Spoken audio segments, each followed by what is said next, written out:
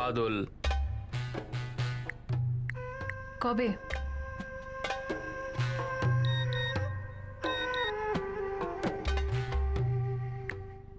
কাল বিকেলে 4:30। ওকে, ঠিক আছে। জায়গাটা ছিল উত্তরপ্রদেশের কানপুর শহর। দিনটা ছিল 2016-র 6 জুলাই।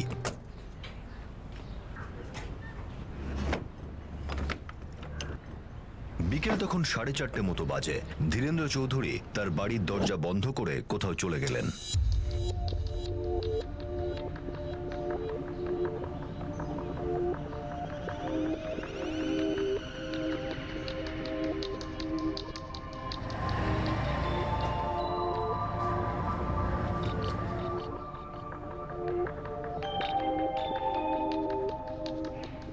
এই বাড়ির বন্ধ দরজার পিছনে ভয়ঙ্কর দুটো খুন হতে চলেছিল।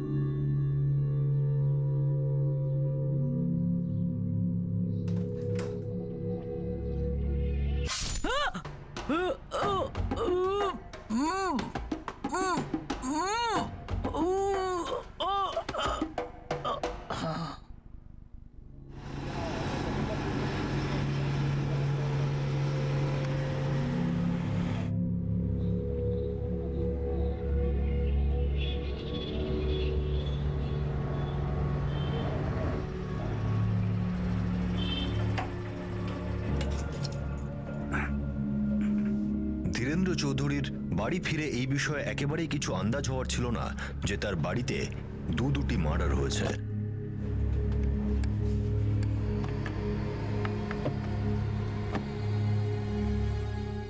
কারণ তাকেও সেদিন খুন করা হয়েছে।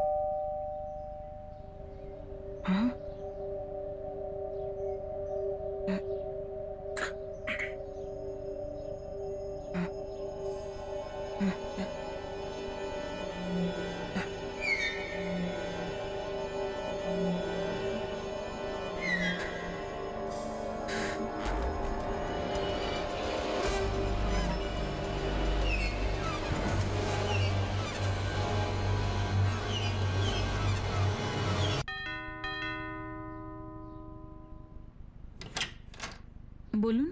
আমি আপনার প্রতিবেশী মিস্টার চৌধুরী বাড়িতে কুরিয়ার দিতে এসেছিলাম, কিন্তু কেউ দরজাই খুললো না। হ্যাঁ, তাহলে বাড়িতে নেই হয়তো। কিন্তু ম্যাডাম বাইরে থেকে তো বন্ধ করা নেই, আর ভেতর থেকে ভেতর থেকে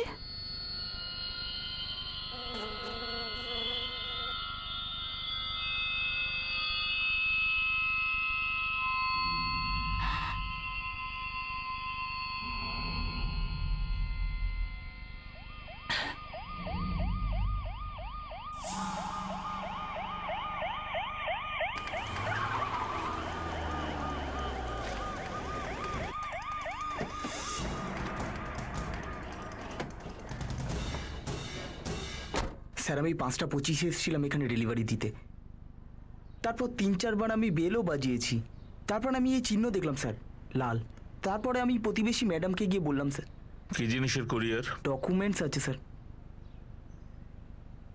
আমি আগেও এখানে এসেছি 3-4 বার ডেলিভারির জন্য।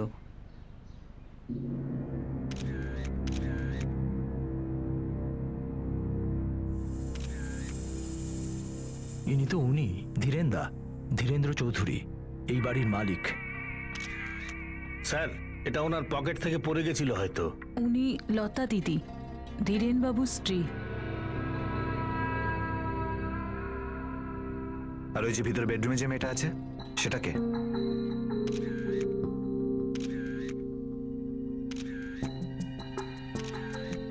স্যার আমরা জানি না এই মেয়েটাকে। স্যার একে আমরা অনেকবার যাতায়াত করতে দেখেছি, কিন্তু এ যে কে জানি না।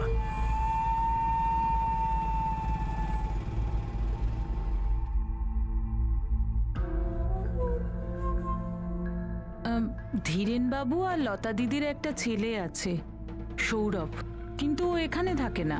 ও কোথায় থাকে? স্যার ও লখনৌয়ে চাকরি করে কোনো সফটওয়্যার কোম্পানিতে।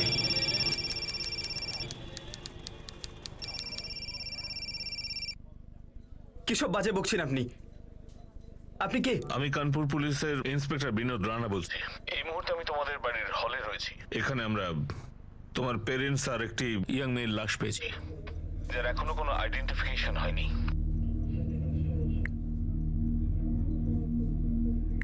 না স্যার, আমি জানি না এই মেয়েটাকে।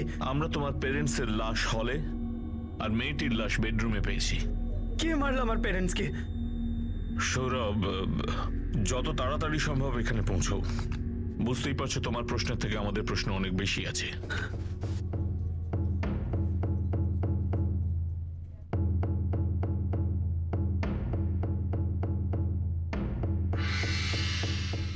বোধহয় ওখানে টিভি ছিল স্যার। 3টে মার্ডার করবার পর টিভি নিয়ে গেছে?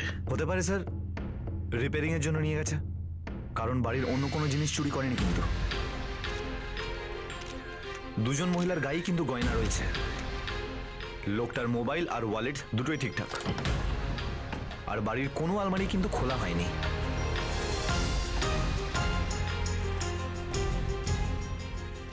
রাঠোর, ওই কন্ডমস? স্যার কন্ডোমের আরো 2টো প্যাকেট ওনার পকেট থেকে পেয়েছি। স্যার, এই দুটো ফোন পাওয়া গেছে, একটা ওই মেয়েটার লাশের পাশে আর একটা বেডরুমে। তাড়াতাড়ি কল রেকর্ডস বের করো, জানা যাবে মেয়েটিকে। কোনো চিৎকার তো আমরা শুনিনি। স্যার আমাদের বাড়ি তো পাশেই। স্যার কেউ জোরে কথা বললেই তো আমাদের বাড়ি থেকে শোনা যায়। কিন্তু হ্যাঁ, বিকেলের দিকে প্রায় 4:30 নাগাদ ধীরেনবাবুকে বাড়ি থেকে বাইরে যেতে দেখেছি।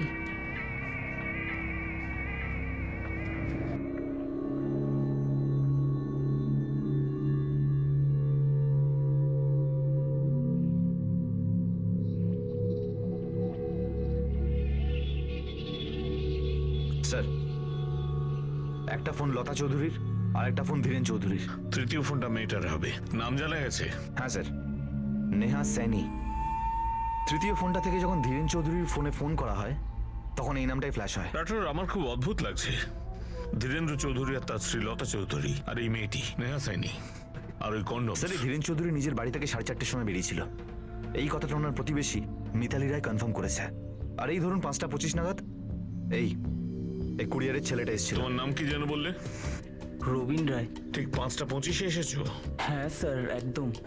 আমাদের তো নিয়মই হলো টাইমে ডেলিভারি করা।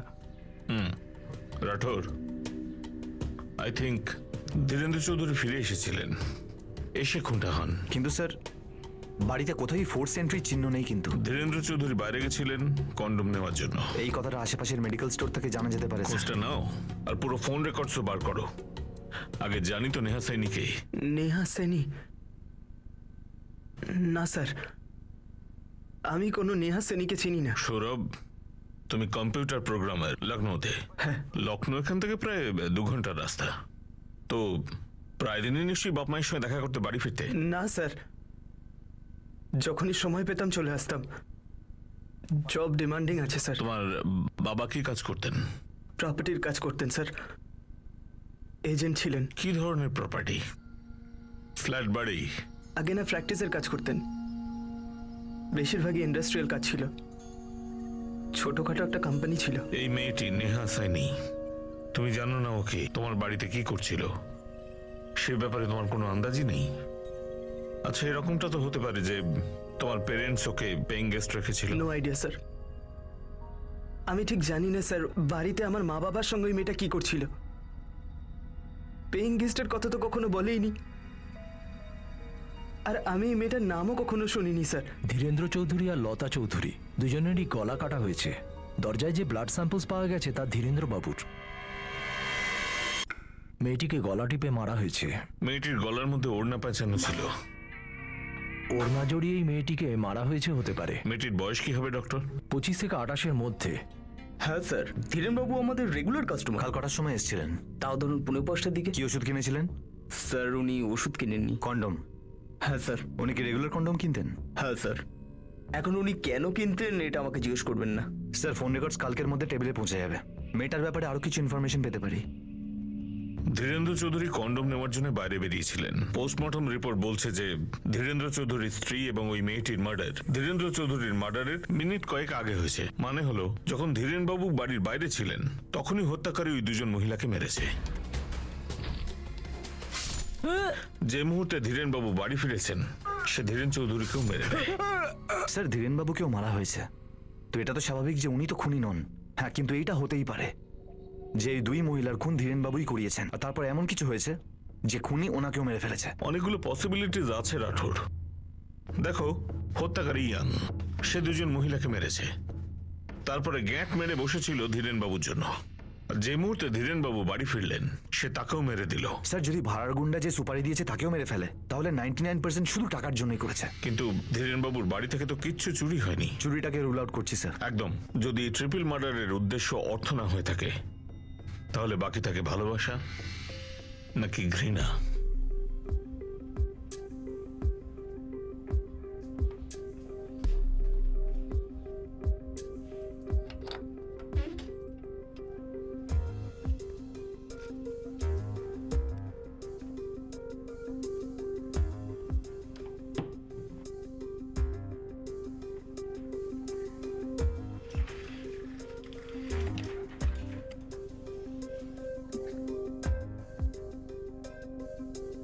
সৌরভ কনফার্ম করেছে যে বাড়ি থেকে কিছুই লুট হয়নি। হ্যাঁ স্যার, কিন্তু টিভি সেটটাই গায়েব। কিন্তু কেউ টিভি সেটের জন্য 3-3টে মার্ডার কেন করবে? বলতে চাইছি, ব্যাপারটা অদ্ভুত না? ভীষণ অদ্ভুত স্যার। তবে এই মেয়েটার মোবাইলের মেসেজগুলো একটু অদ্ভুত স্যার।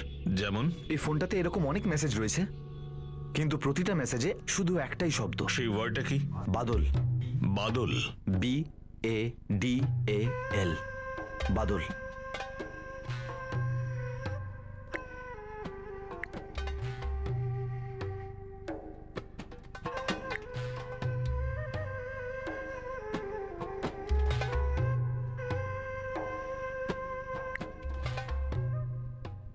স্যার, হতে পারে এই বাদল কোনো কোডওয়ার্ড বা কোনো ইশারা। আর এই ইশারা আমাদের ইশারা করছে যে আমাদের চোখ আর আমাদের কানকে কেউ কোনোভাবে ধোঁকা দিচ্ছে না তো?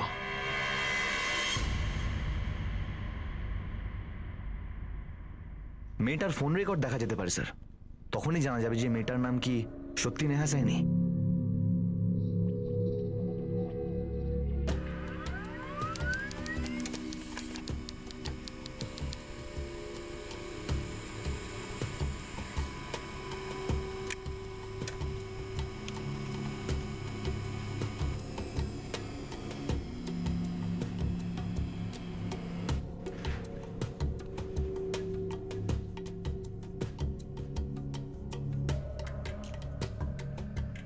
স্যার, মেয়েটার নাম সত্যি নেহা সাইনি। ফোন নাম্বারটা ওর নামে রেজিস্টার করা, আর সেলফোন কাস্টমার ফর্মে ওরই ফটোগ্রাফ রয়েছে। এই যে অ্যাড্রেসটা রয়েছে 34 নম্বর হনুমান গলি, নেহরুনগর, কানপুর, এই অ্যাড্রেস আসল?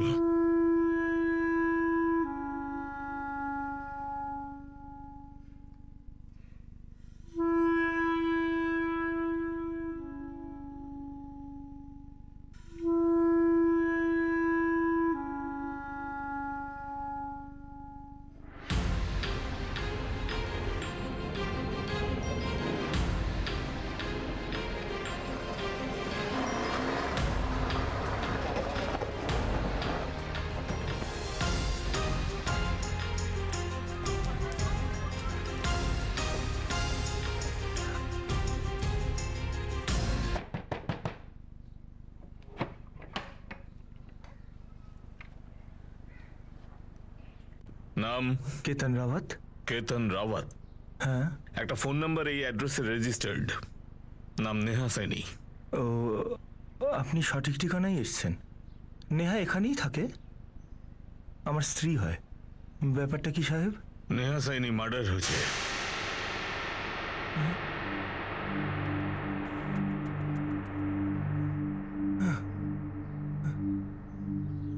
এটা কিভাবে হলো? জানার চেষ্টা চলছে, কিন্তু তার আগে আমি তোমাকে এটা জিজ্ঞেস করতে চাই যে নেহার ফোনে তোমার একটাও কল নেই, একটাও মেসেজ নেই, এরকম কেন? এরকম কেন?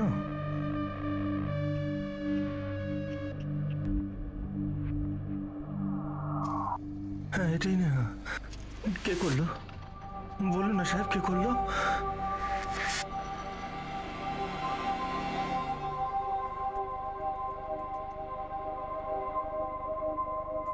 এনাদের দুজনকে চেনো? না। এরাও কি ওর সাথেই মারা গেছে নাকি? হ্যাঁ, এনাদের বাড়িতেই। নেহা এদের বাড়িতে কি করছিল? নেহা ওদের বাড়িতে কি করছিল? অদ্ভুত ব্যাপার তো এটা। আমার প্রশ্নের উত্তর দিচ্ছেন না কেন আপনারা? আরে, কে মেরে ফেললো আমার স্ত্রীকে আর কেন? তোর স্ত্রী ঠিক কি করতো? করতো আমার স্ত্রী? এই তোতা পাখির মতন দুবার করে কথা বলা বন্ধ কর আর জবাব দে। তোর স্ত্রী ধীরেন্দ্র চৌধুরী লতা চৌধুরীর সঙ্গে একই বাড়িতে মারা গেছে। প্রশ্ন বন্ধ কর, উত্তর দেওয়া শুরু কর। উত্তর দেব? আর আমার প্রশ্নের উত্তর কে দেবে? দেখ, তুই এটা বল যে তোর বউ ধীরেন্দ্র চৌধুরী আর লতা চৌধুরীর বাড়িতে কি কাজ করতো? কোনো জব? আমি জানি না, আমি এসব কিচ্ছু জানি না। সত্যি জানিস না তোর বউ কি করতো? না না, জানি না। বাদল। বাদলের মানে কি? বাদল? ও, ওই আকাশের বাদল? কেতন, আমরা তোর বউয়ের ফোনে মেসেজ পেয়েছি নানা নম্বর থেকে, যাতে লেখা রয়েছে বাদল, BADAL, বাদল। বুঝলি? এটা কোনো কোড ওয়ার্ড? আমি কি করে বলবো সাহেব? হ্যাঁ, আমি তো ছোটবেলা থেকে এটাই জেনে এসেছি, বাদলের একটাই অর্থ, ওই আকাশে যেটা ঘনিয়ে আসে না, বৃষ্টি হয়, কালো হয়ে যায়। ও, আমি তো ওটাই জানি সাহেব। না স্যার, আমি জানি না এই বাদলের মানে কি, এর কোড ওয়ার্ড কি, আমি কিচ্ছু জানি না স্যার। এই মেয়েটা তোমার বাড়িতে কাজ করতো কি? তাহলে আমি ওর ব্যাপারে জানতাম না স্যার। তোমার বাবার সঙ্গে কাজ করতো ওনার অফিসে? জানি না স্যার, আমি কিছুই জানি না। সাহেব, আমি মেম সাহেবের বাড়িতে সকাল 8টার সময় যাই, সব কাজ করি, ঘর মুছি, দুপুরে রান্না করে তারপর 11টার সময় আমি বাড়ি ফিরে আসি। এই মেয়েটা কে? কখনো দেখেছে নাকি? জানি না, তবে হ্যাঁ দেখেছি, একবার চাও বানিয়ে দিয়েছিলাম।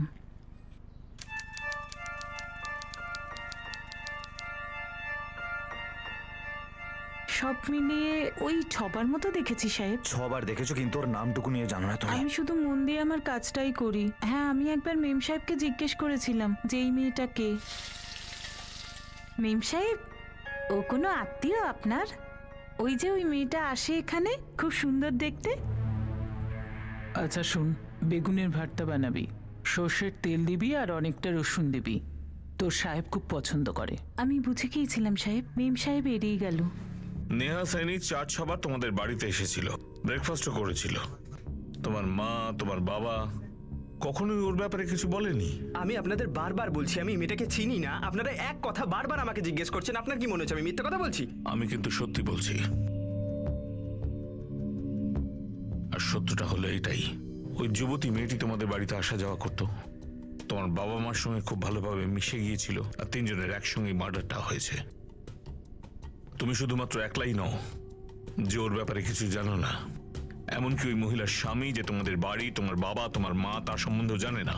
তোমাদের কাজের মেয়ে পুষ্পা, সেই মেয়েটিও নেহার ব্যাপারে বেশি কিছু বলতে পারেনি। কি করে হয়? জানি না স্যার, আমি জানি না এরকমটা কি করে হতে পারে। আমি শুধু এতটুকু জানি, আমার মা বাবা আর এই পৃথিবীতে নেই। আমার প্যারেন্টসকে হারিয়েছি আমি, স্ত্রীকে হারিয়েছি আমি সাহেব। এখন মাথা কিছু কাজ করছে না। আমি এটাই বুঝতে পারছি না, আমার স্ত্রী নেহা একজন প্রপার্টিওয়ালার বাড়িতে কেন যেত? এই বাদল বাদল কি জিনিস স্যার? হ্যাঁ, কোথায় যাচ্ছেন সাহেব? আরে আমাকে এইভাবে ফেলে কোথায় যাচ্ছেন সাহেব? উত্তর তো দিন। এইভাবে আপনারা যেতে পারেন না। বলুন আমাকে, আমার স্ত্রীকে কে মেরেছে? বাদল, এই নামটা কি সত্যিই কোনো কোড ওয়ার্ড ছিল, কোনো গুপ্ত শব্দ? তেমনই মনে হচ্ছিল।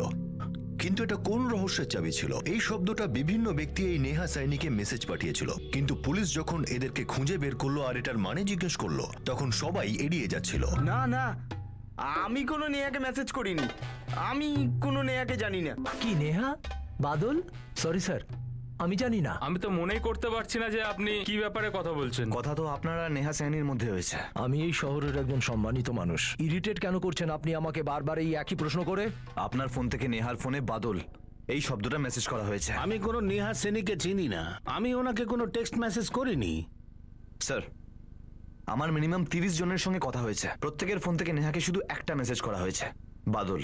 আর কেউ জানে না যে এই কথাটার মানে কি। কি ধরনের লোক? সব ধরনের রয়েছে স্যার, বড় সড় বিজনেসম্যান, শিক্ষিত চাকুরিজীবীরা, আর কিছু মজদুরও। ধীরেন্দ্র চৌধুরী প্রপার্টি কনসালটেন্ট, নেহার সঙ্গে তার কি সম্পর্ক? খুব বড় একটা ঝামেলা মনে হচ্ছে কিন্তু স্যার, বিষয়টা গভীর কিন্তু। উদ্দেশ্য মার্ডার ছিল রাঠোর। একটা বাড়িতে একটা নয়, দুটো নয়, তিনটে মার্ডার হয়েছে, আর এখনো পর্যন্ত উদ্দেশ্যটার কারণটাই বুঝতে পারছি না। খোঁচরদের অ্যাক্টিভেট করে দিয়েছি স্যার। একটা কথা আছে স্যার, আমার মনে হয় এই যে বাদল কোডটা রয়েছে, এর মধ্যে যারা নেহাকে এক কথার মেসেজ করেছে তাদের মধ্যে 2-4 জনকে তুলিয়ে নি, তারপর ভালো করে 3rd ডিগ্রি দিই, রহস্যের বাদল এমনিই সরে যাবে। কিন্তু নেহার স্বামী কেতন রাওয়াতকে ছাড়বে না। মনে হচ্ছে ও অ্যাক্টিং করছে, যতটা দেখাচ্ছে তা থেকে অনেক বেশি জানে। হয়তো কেতন আমাদের প্রাইম সাসপেক্ট স্যার। সেটাই, ঘটনা ঘটিয়ে এখন আমাদের সামনে ড্রামা করছে। রাঠোর একটা কাজ করো, ওর পুরো হিস্ট্রি বার করো, প্রত্যেকটা কল ট্র্যাক করো, আচ্ছা করে পালিশ করো। ও সাহেব, ও সাহেব, আরে আমাকে এখানে আটকে রেখে কি করতে চাইছেন আপনারা? আরে স্ত্রী আমার মারা গেছে, জীবন আমার নষ্ট হয়েছে। আরে সাহেব, আমাকে যেতে দিন এখান থেকে। আরে ছাড়ুন না আমাকে, ও সাহেব। এখানে কেউ কিছু শুনতেও পায় না নাকি?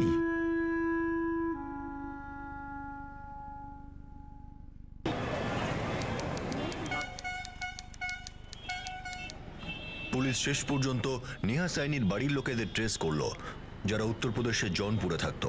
এই নেহার একটা মাও আছে, একটা ভাইও আছে, বাবা নেই। ওদের কানপুর চলে আসতে বলো। ঠিক আছে, আমি বলে দেবো স্যার, কিন্তু ওনাদের নেহার মার্ডারের ব্যাপারে কোনো আইডিয়া নেই স্যার। কারণটা হলো ও 2 বছর আগে এখান থেকে চলে গেছে। চলে গেছে মানে? পালিয়ে গেছে? প্রতিবেশী তো ওটাই বলছে। এই প্রতিবেশীদের সঙ্গে আমার কথা বলতে হবে।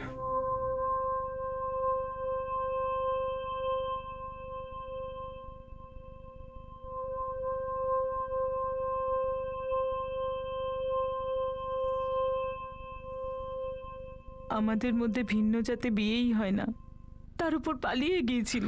আপনি সব সম্পর্ক ভেঙে দিয়েছিলেন নেহার সঙ্গে? ও ভেঙে দিয়েছিল স্যার, লজ্জায় মুখ দেখানো যাচ্ছিল না। একমাত্র দিদি ছিল তোমার, এত রাগ কেন?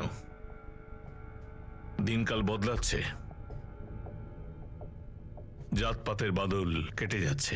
আমরা বাকিদের মতো নই, আমাদের জন্য মরে গেছে 2 বছর আগে। 2 দিন আগে পর্যন্ত বেঁচে ছিল তোমার দিদি, ওকে নৃশংসভাবে যন্ত্রণা দিয়ে মারা হয়েছে। আমরাও তো মরে যাচ্ছিলাম স্যার, একটু একটু করে এত বছর ধরে। আমাদের মনে ওর জন্য কোনো জায়গা নেই, আর চোখেও কোনো জল নেই।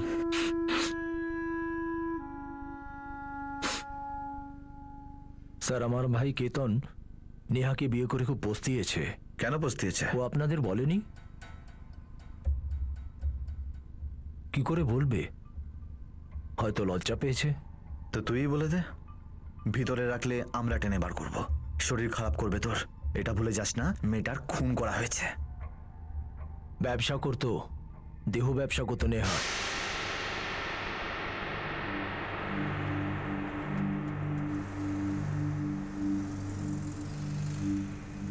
বাদল একটা কোড ওয়ার্ড। আচ্ছা, কি ব্যাপারে? বাদল মানে হলো আমি তোমার সঙ্গে বসবো সেক্স করবার জন্য। আচ্ছা, এই যে নেহা আছে, ও কি কল গার্ল ছিল? আরে ভাই, ওর নাম করা কলগাল ছিল, ওর অনেক লম্বা লিস্ট ছিল। লোক শুধু মেসেজ করতো বাদল, তারপর ওর মেসেজ যেত কবে। আচ্ছা, এই যে ধীরেন্দ্র চৌধুরী আছে, প্রপার্টি কনসালটেন্ট, ওর সাথে নেহার কি কানেকশন? সেটা তো জানি না ভাই, কিন্তু এই 1 বছর আগে নেহা নামে যে মেয়েটা ছিল না, ও কানপুরের আলাদা আলাদা হোটেল আর লজে এই ব্যবসা চালাতো। কিন্তু 1 বছর হয়ে গেল সেটা বন্ধ হয়ে গেছে। কেন? সেটা তো জানি না ভাই। ওই ধীরেন্দ্রর জন্য? সেটা তো এখনো বোঝা যাচ্ছে না, কিন্তু খোঁজ খবর চলছে।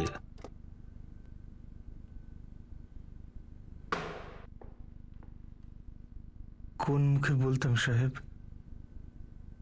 লজ্জায় তো আমার মুখই বন্ধ হয়ে গেছিল। আমার রোজগার তেমন ভালো নয় সাহেব, একটা কারখানায় মজদুরি করি।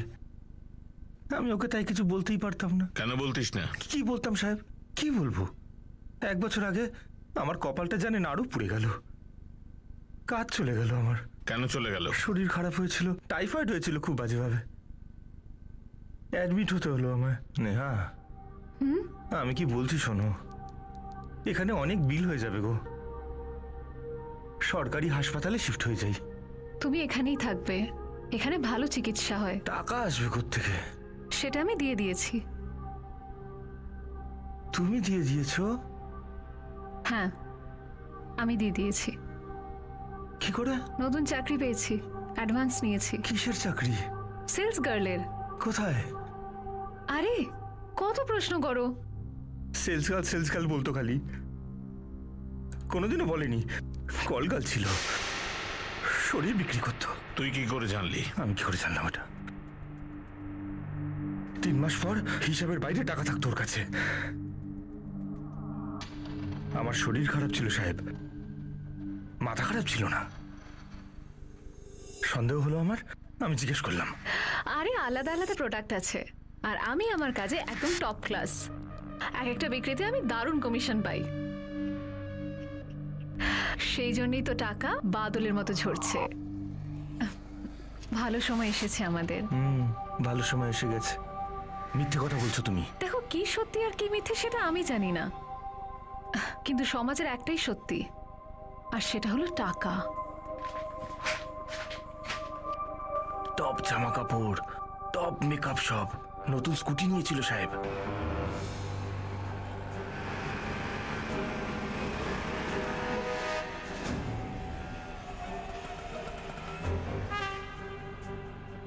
আমার এটা জানার খুব দরকার ছিল, উৎসটা কি এই টাকা উপার্জনের।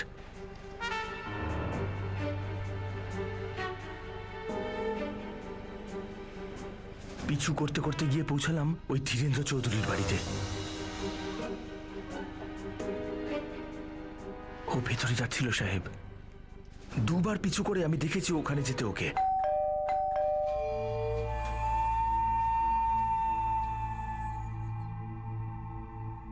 তবে যে তুই আগে বলেছিস ধীরেন বাবুকে তুই জানিস না। আমি কোথায় জানতাম সাহেব, আমি তো শুধু ওনাকে বাড়ির দরজা খুলে নেহাকে ভেতরে নিতে দেখেছিলাম, কোনোদিন কথা হয়নি আমার সাথে। এবার তো তুই মিথ্যে বলছিস, আর এখানে মিথ্যেটা বললেই না পেটাই হয়। এখানে সত্যি আর মিথ্যে খুব গুরুত্বপূর্ণ। খুব গুরুত্ব থাকে। ও বুঝতো না সাহেব, কোনোদিন সত্যি বলতো না। তারপর একদিন আমার মাথা গেল গরম হয়ে, আমি জানতে পেরে গেছি তুমি কোন জিনিসের সেলস গার্ল নেহা। তাহলে বলো, কি বিক্রি করি আমি? আচ্ছা, কি বিক্রি করো তুমি? আমার মুখ থেকে শুনতে চাও সেটা? আরে তুমি নিজেকে বিক্রি করো। না, আমি শুধু আমার শরীরটাই বিক্রি করি, যাতে নিজেকে আর তোমাকে বিক্রি হওয়া থেকে বাঁচাতে পারি, নিলাম হওয়া থেকে বাঁচাতে পারি, গরিব হওয়া থেকে বাঁচাতে পারি। আর কি? আরে গরিব কে নয় এখানে? আমি না, কিন্তু তুমি তো। তোমার ইনকামে সংসার কি, রান্নাঘরটাও চলবে না, তার উপরে তোমার আবার এই শরীর খারাপ। সারাটা জীবন পড়ে আছে আমাদের, আর শেষ জীবনটাও তো ভালো কাটাতে হবে। কোথা থেকে পাবো এতগুলো টাকা বলো? হ্যাঁ, আমি একটা কল গার্ল। লজ্জা শরম গুলে খেয়েছো নাকি? লজ্জার কথা তো তুমি বলোই না। এত সুন্দর বউটাকে এই বাড়িতে ভিখারির মতো রাখতে তোমার লজ্জা করলো না? লজ্জা না, গর্ববোধ করি আমি নিজের ওপর। আরে একটা সুন্দর জীবনই তো কাটাচ্ছি আমি, আর এই সম্পূর্ণ মজাটা তুমিও পাচ্ছ তো? কি চুপ করে গেলে কেন তুমি? ওর প্রশ্নের উত্তর দেওয়ার মতো সাহসই আমি পেলাম না সাহেব। ওর কথায়, ওর হাব ভাবে একটা জিনিস পরিষ্কার ছিল সাহেব, নেহা আমার থেকে দূরে চলে গেছিল। সেদিনের পর থেকে আমাদের সম্পর্কে একটা প্রাচীর তৈরি হয়ে গেছিল সাহেব। কেউ কোনো কথা বলে না, কোনো প্রশ্ন নেই, কিচ্ছু না। আর এই যে তুই আমাদের মধ্যে নীরবতার একটা প্রাচীর তুলছিস, এটা কবে ভাঙবি? সম্পর্কের প্রাচীর? এসব আপনি কি বলছেন সাহেব? ওই 3 জনকে কেন মেরেছিস তুই? কি বলছেন আপনি সাহেব? যদি মারতেই হতো তাহলে ধীরেন্দ্র চৌধুরী আর তার স্ত্রীকে কেন, নেহার সাথে সাথে 2-3 ডজন গ্রাহককেও মেরে ফেলতাম তাহলে। কিন্তু এসব করে লাভ কি হতো সাহেব? সংসার তো সত্যি খুব ভালো চলছিল, কিন্তু তোর বুদ্ধিটা তো খারাপ চলছিল। আমি যদি মেরেই থাকতাম তাহলে আমি চুপচাপ কি আপনার জন্য বসে অপেক্ষা করছিলাম? পালিয়ে যেতাম না আমি? আর সত্যি বলি সাহেব, আমার ধীরেন্দ্র চৌধুরীর উপর সত্যি একটুও রাগ ছিল না। এখন তার বাড়ির চার দেওয়ালের মধ্যে যা কিছু হতো তাতে আমার কিচ্ছু এসে যেত না। নেহার স্কুটি কোথায়? স্কুটার। আচ্ছা, স্কুটার, ওর স্কুটার, একটা স্কুটার ওর কাছে থাকতো সাহেব। এখন ও যখন নেই তো আপনার কাছে হবে বোধহয় ওটা, না? স্যার, প্রতিবেশীদের সঙ্গে কথা বললাম আমি, যতীন আর মিতালি রয় দুজনেই বললো যে নেহা নিজের স্কুটারে আসতো ধীরেন্দ্র বাবুর বাড়িতে। কিন্তু কম্পাউন্ডে কোনো স্কুটার ছিল না। হয়তো খুনি নিজের সাথে নিয়ে গেছে স্যার। আরে সবকিছু তো বলেই দিলাম সাহেব আমি, এবার আমাকে যেতে দিন সাহেব। আমি দ্বিতীয়বার কাজটা আর হারাতে চাই না। কেতনকে খুব অদ্ভুত লাগছে। আপনারা কিচ্ছু পাবেন না, মনে হচ্ছে মাথা ঠিক নেই। আমার কথা শুনতে পাচ্ছেন না? কাণ্ডটা ওই ঘটিয়েছে, কিন্তু ধুলো দিচ্ছে আমাদের চোখে। আরে লজ্জা শরম নেই নাকি আপনাদের? একটুও লজ্জা নেই? ও যাই ছিল না কেন আমার স্ত্রী ছিল, কেউ একজন ওর খুন করে দিল, আর আপনারা কিনা যে এখন শোকার্ত তাকেই বন্দি বানিয়ে রেখে দিয়েছেন। স্যার, নেহার বডি দেখার পরে এর চোখে এক ফোঁটা জল আসেনি, কিচ্ছু না। ও বোধহয় বাড়িতে আমাদের জন্যই ওয়েট করছিল, যে আমরা কখন ওর বাড়িতে আসবো, কখন ওকে তুলে নিয়ে যাবো, আর কখন ও নিজের নাটক শুরু করবে। ধীরেন্দ্র চৌধুরী আর নেহা সাইনির কানেকশন বোঝা যাচ্ছে না। হয়তো ও বাদল টাইপ করেছে, হয়তো। অফকোর্স, কিন্তু নিজের স্ত্রীর প্রেজেন্সে আমরা যে তথ্য পেয়েছি রাঠোর, তো নেহা লতা দেবীর সঙ্গে খুব ভালোভাবে সম্পর্ক তৈরি করেছিল। বাদল, এই কোড ওয়ার্ডটার উপর থেকে বাদল সরে গিয়েছিল, কিন্তু Neha Saini senior property consultant Dhirendra চৌধুরীর বাড়িতে কেন যাতায়াত করত, তার স্ত্রীর সঙ্গে হেসে খেলে কিভাবে মিলেমিশে গিয়েছিল, এইসব প্রশ্নের উপর এখনো কালো বাদল ছেয়ে রয়েছে। আর তারপর ছিল নেহার স্কুটারটা হারিয়ে যাওয়ার রহস্য, যেটা হয়তো খুনি নিজের সঙ্গে নিয়ে গিয়েছিল। কিন্তু এরকমটা কেউ কেন করবে?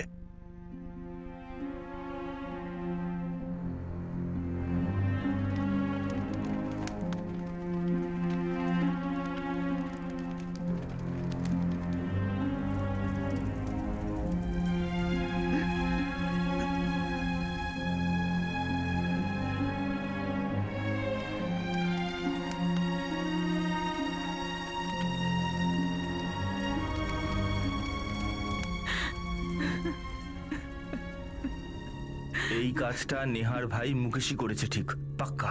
জাতের বাইরে বিয়ে করেছিলি তো ঠিক আছে, কিন্তু রোজগার না জানে কোন জন্মের পাপ ছিল এটা। তোকে আবার পুলিশ থানায় নিয়ে যাবে? আরে মাথা খারাপ হয়ে গেছে পুলিশ আলাদের, আমার উপর সন্দেহ করছে বোকাগুলো। আমি ওদের বলছি যে নেহার স্কুটার ঠিক মুকেশের কাছে আছে। এতদিনে তো বিক্রি বাট্টা করে খেয়েও ফেলেছে টাকা সব। স্যার, যদি আমার থেকে আপনার সব ইনফরমেশন জানা হয়ে যায় তাহলে কি আমি লখনৌ যেতে পারি প্লিজ? ঠিক আছে সৌরভ, যদি তোমায় দরকার পড়ে তাহলে কন্ট্যাক্ট করব।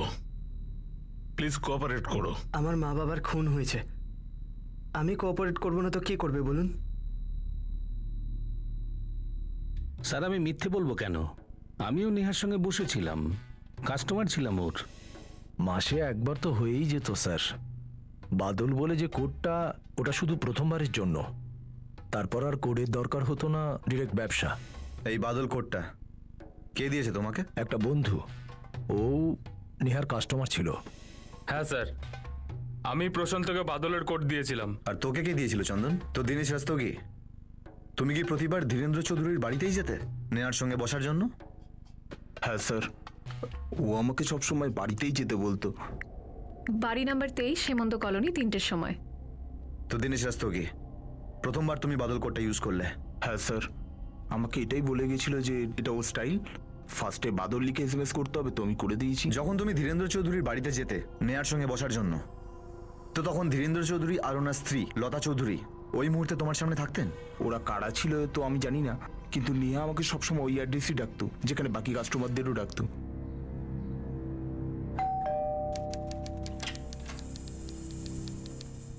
বলুন। ওই নেহা। আসুন।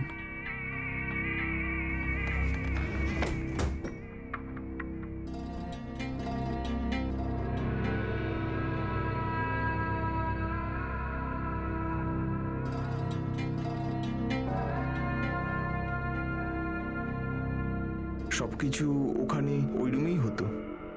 সমস্ত কাস্টমারের সঙ্গে নেহা ওই রুমেই বসতো? ওটা আমি কি করে বলবো স্যার, কিন্তু আমি যখনই যেতাম স্যার ওই রুমেই।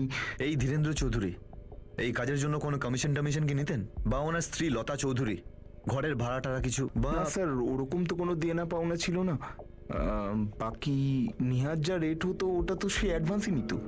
তারপরে ওদের কিছু কি দিত সেটা নিয়ে আমি কি করে বলবো স্যার। তুমি নেহার কাছে কতদিন ধরে যাচ্ছিলে? স্যার মানে প্রথমবারে আমি 1.5 বছর আগে দেখা করেছিলাম। তারপর ও আলাদা আলাদা জায়গায় ডাকতো, কখনো হোটেলে কখনো লজে। কিন্তু 1 বছর ধরে স্যার এই অ্যাড্রেসটাই স্যার ফিক্স ছিল। এটা তো একদম শিওর যে সবকিছু ধীরেন্দ্রবাবুর বাড়ি থেকে অপারেট হতো। এটা বোঝা যাচ্ছে ধীরেন্দ্র আর লতা এই ব্যাপারটা রাজি হয়ে গেছিল, কিন্তু কেন? ব্যাপারটা অদ্ভুত স্যার, কিন্তু তার থেকে অবাক লাগছে আমার এই কথাটা ভেবে যে ওনার ছেলে সৌরভ এই ব্যাপারে একটা কিচ্ছু জানে না। হতে পারো সবটাই জানে, লুকিয়েছে, মিথ্যে বলছে। সন্দেহ না করবার কোনো কারণ নেই। স্যার ফোন রেকর্ডস অনুযায়ী মার্ডার যখন হয়েছিল সৌরভ লখনৌতেই ছিল। আজকাল ভাড়ার হত্যাকারী অনলাইনে পাওয়া যায় রাঠোর। স্যার আমি সৌরভ আর নেহার হাজবেন্ড কেতন রাওয়াতের ফোন কলস বাইরে থেকেও চেক করিয়েছি, কিন্তু কোথাও একটা কিচ্ছু হিন্ট পাচ্ছি না আমি। হতে পারে অন্য কোনো ফোন ইউজ হয়েছে হয়তো, যেটা এখন অব্দি আমাদের হাতে আসেনি। 3 মার্ডার হয়েছে আর সবকিছু স্মুথলি হয়েছে। নেহার স্কুটারটা কেন নিয়ে গেল? কেতনের থেকে নেহা স্কুটারের নাম্বার পেয়েছি স্যার। আমি লুকআউট নোটিস আর অ্যালার্টের কথা বলে দিয়েছি স্যার। অদ্ভুত লাগছে রাঠোর, একটা বাড়িতে 3 মার্ডার হয়েছে, কিন্তু সেখানে কোনো টাকা পয়সা বা কোনো গয়না খোয়া যায়নি। বাড়ি থেকে শুধু টিভি আর এক ভিকটিমের স্কুটার নিয়ে গেছে। কিন্তু স্যার রবারির জন্য তো মার্ডারের কেস হয়নি। এটা রবারির জন্য মার্ডার নয়, বরং জীবনে গভীর চোট পাওয়ার ফলে ঘটেছে। স্যার ওই কেতন রাওয়াত সিডির মতো বেরিয়ে যাচ্ছে স্যার, বলছে যে আপনার সঙ্গে কথা বলবে। হ্যাঁ ভাই, চল বল, কি এমন কথা আছে বল। সাহেব আমি আপনার পায়ে পড়ছি সাহেব, আমি আপনার পায়ে পড়ছি, আমাকে যেতে দিন সাহেব। মালিক যদি বের করে দেয় কাছ থেকে তাহলে ভবিষ্যতে আর খাবার দাবারই জুটবে না। এই নাটক করছিস? এমনিতেও আমাদের ডান্ডা খাবার পর আর খাবার অবস্থায় থাকবি না। আমি মিথ্যা কথা বলছি না আপনাকে, আমার কপালটাই খারাপ ছিল সাহেব। এক তো বাড়ির অমতে আমি অন্য জাতের মেয়েকে বিয়ে করলাম, নিজের বাড়ির লোকেরা রেগে গেল, আর যার জন্য আমি পালালাম সেই আমাকে ছেড়ে পালিয়ে গেল। তোর দ্বিতীয় নাম্বারটা কি কেতন? Mobile number? হ্যাঁ তোর নাম্বার। তোর আর একটা নাম্বার যেটা দিয়ে তুই ভাড়াটে খুনির সঙ্গে যোগাযোগ করেছিস, দিয়ে তুই তোর স্ত্রী নেহাকে খুন করিয়েছিস, ধীরেন্দ্র চৌধুরী লতা চৌধুরীকে খুন করিয়েছিস, কারণ তারা তোর স্ত্রী নেহাকে তাদের বাড়িতে বেশ্যাবৃত্তি করতে দিত। আবার ভ্রান্ত ধারণার জালে ফেসে যাচ্ছেন সাহেব, আমাকেও ভাসিয়ে দিচ্ছেন। আমি সামান্য মজুর, আমার কাছে একটাই ফোন ছিল যেটা এখন আপনাদের কাছে আছে। আমার অত ক্ষমতা নেই সাহেব যে আমি 2টো ফোন কিনবো। আর বলুন সাহেব, ভাড়ার অস্ত্র কি বাজারে গাজর মূলের দামে বিক্রি হয়, যে বাজারে গেলাম আর নিয়ে চলে এলাম সস্তায়? আপনি আমার কথা কেন বিশ্বাস করছেন না সাহেব? কারণ তুই আমাদের থেকে লুকোচ্ছিস। লুকোচ্ছি মানে? আমি বলছি না যেটা আমার বলা উচিত ছিল। হ্যাঁ, যেটা তুই আমাদের কখনোই বলিসনি, যে তোর স্ত্রী একজন কল গার্ল। হ্যাঁ, আমি যেটা আপনাকে এখন বলতে যাচ্ছি না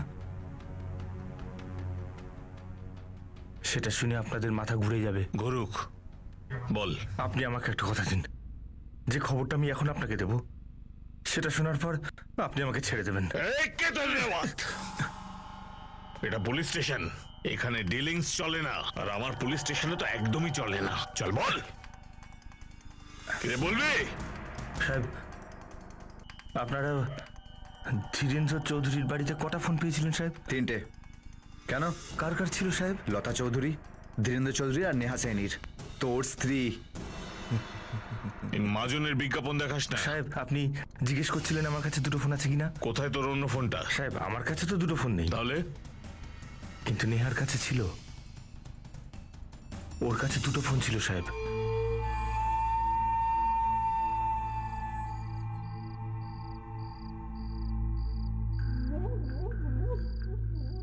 আমাদের মধ্যে সমস্ত সম্পর্ক শেষ হয়ে গেছিল, ওর কোনো ইন্টারেস্টই ছিল না আমার উপর। আমি কাছ থেকে ফিরতাম, ও ফিরেও তাকাতো না। ও ব্যবসা করে আসতো আর অন্য ফোনটা নিয়ে খেলতে লাগতো, এখানে ওখানে ঘুরে বেড়াতো। সাহেব ওখানে আপনারা নেহার অন্য ফোনটা পাননি? আরে ওই নেহার আরেকটা নাম্বার বল তাড়াতাড়ি। আসলে ব্যাপারটা হচ্ছে সাহেব, মুখস্থ করিনি কখনো। আমার মোবাইলে ওটা আছে, ওই হাবালদার সাহেব নিয়েছিলেন, আপনার কাছে আছে, দিন না আমাকে।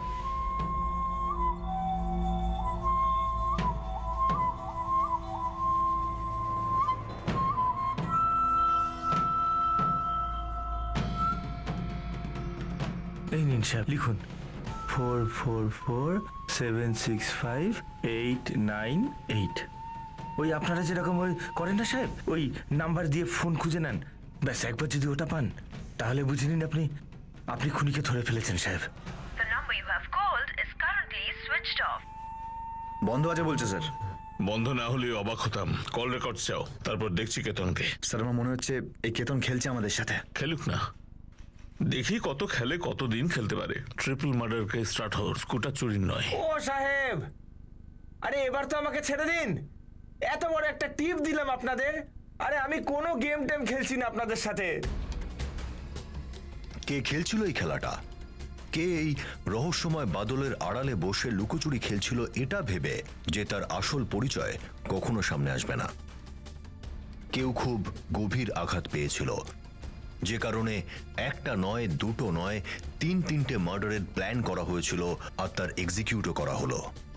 কেউ এরকম ছিল যার ধীরেন্দ্র চৌধুরীর বাড়িতে ঘটা এইসব বিষয় নিয়ে ভীষণ ঘেন্না হতে শুরু করে। নেহার আরেকটা নাম্বার বল তাড়াতাড়ি। 44476589 আপনি যে নম্বরে ফোন করেছেন সেটি এই মুহূর্তে বন্ধ রয়েছে।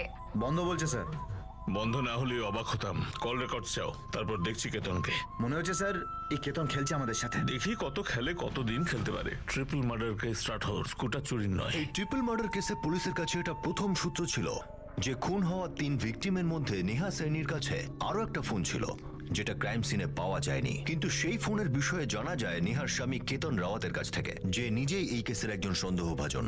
সূত্রটি কি জোরালো প্রমাণ ছিল নাকি শুধুই গোলক? For more updates, subscribe to our channel, click the show links and enjoy watching the videos.